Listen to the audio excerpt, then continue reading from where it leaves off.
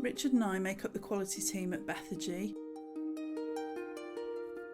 We do an audit of all of our services annually, which involves coming out to visit places, so you'll see us around from time to time. The last 2.5 years have probably been some of the most challenging that many of us will have ever experienced, both at work and at home in our own lives.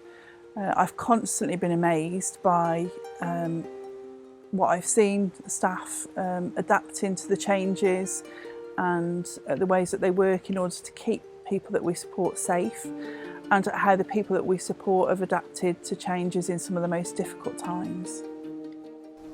We've dealt with constantly changing guidance, restrictions on what people can access, new ways of working in relation to the PPE we wear, the checks we make, testing and vaccinations. The focus has to be on protecting the people following the guidance. This inevitably has had an impact on the outcomes and the scores achieved during the QA.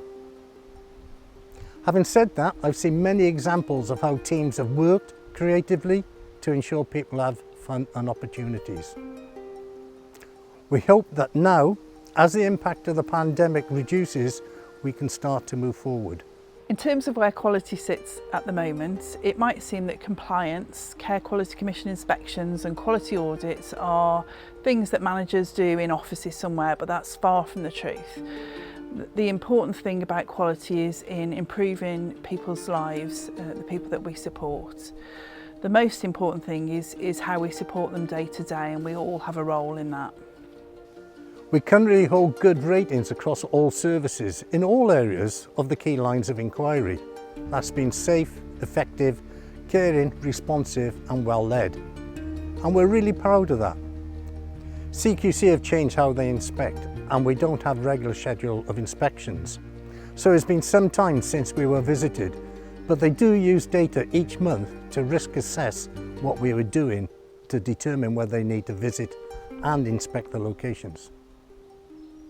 As I said, while we're really proud of the goods across the board, we believe that there are aspects of the service you provide that are outstanding, and we'd like to work towards having this recognised in the future. Outstanding is awarded when a service is performing exceptionally well. It's meeting the requirements and more, going above and beyond, being creative. There are many things that staff can do to impact the quality scores. You can make sure that the people you support are living their best lives and have positive outcomes. So that includes making sure that you know and follow their person-centred plans, support plans and sometimes positive behavioural support plans.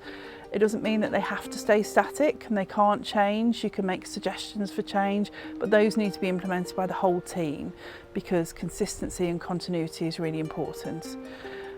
You can also work with people to develop their independence and not to do things for people that they can do for themselves. Involve people in all aspects of their support, do with, not to. You can use tools like the Easy Read guides and assistive technology to help with this. Keep the plans live and relevant by reviewing them regularly with the person. Support them to be creative in identifying their dreams and aspirations and how these can be achieved. Record the evidence of all things you support people with. Often we've heard about some outstanding support, but it's just not recorded. If you feel something isn't right, say something and do something. One of the workshops later today is around speaking up, and that's something we all have a responsibility to do. Never assume that someone else has seen it and will sort it. We want our staff to be upstanders, not bystanders, and we've got lots of examples across the organisation of people doing that, that you'll hear about later on when we come to the staff awards. If you have any ideas on how to improve the quality of the service or any concerns, contact your service manager or myself or Claire, who are here throughout the day. Otherwise, you can contact us by telephone or email afterwards.